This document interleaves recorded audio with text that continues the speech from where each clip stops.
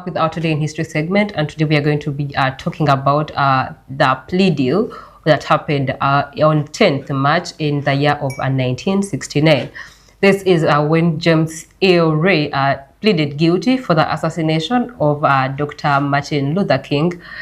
His assassination happened almost a year before the plea deal was made. That was in the year of 1968 on the 4th of April.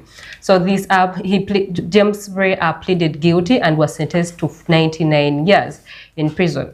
And this court or the trial, he did not have other jurors around. He later on requested, to be retried and asked for the jurors to be made to be around, as he ought to. He asked for a jury to be heard in his verdict,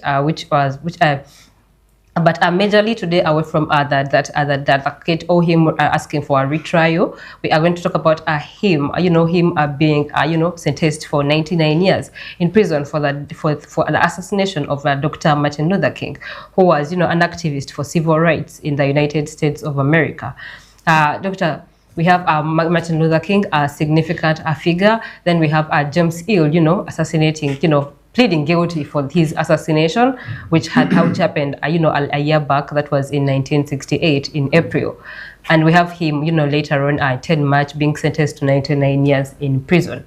So how basically was all this? And then I would like you to also, talk about, there are more claims that, he was not the main perpetrator behind his death. There are more powers, that are relied in this, even the police, in the United States at it.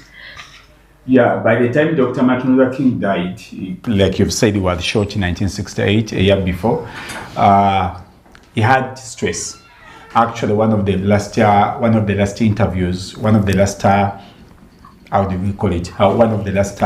that you read, he died at 39, 38, but his heart was almost the heart of someone who had spent almost 180 years on this planet. His heart had been squeezed because of the pressure. He had a lot of death threats. By then, we're talking about the FBI that was led by a man called Albert Hoover, very terrible gentleman right there, most especially when it came to, he was one of the biggest, one of the toughest FBI, leaders that America had around the time. So Martin Luther King gets shot by James Ray Earl, and like the inconsistencies in the evidence are so much pointed on him, of course.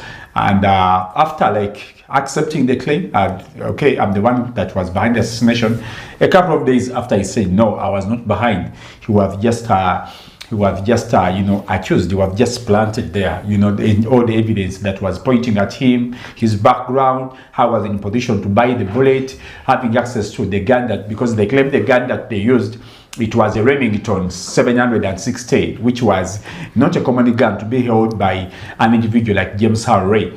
But of course, there were so many inconsistencies, but Martin Luther King had already prophesied his death, because one of the last speeches he gave in 1968, it was, I have been on a mountaintop. I don't know if you ever listened to that speech. Oh my God, it's very wonderful. One of the best public speakers that we had. He gave a speech called I have been on a mountaintop. And he said, I have been on a mountaintop. Like, he was a civil activist, black civil activist that was so much championing black supremacy, that blacks were human beings.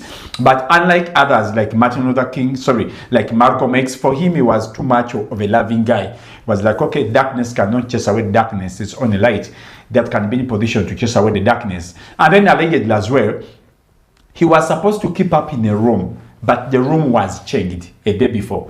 You do when you go to a hotel, you do reservations, and then they give you the room number and everything. So after the reservations, the room was changed, and he was put in a room that was adjacent exactly to the room where he was shot from.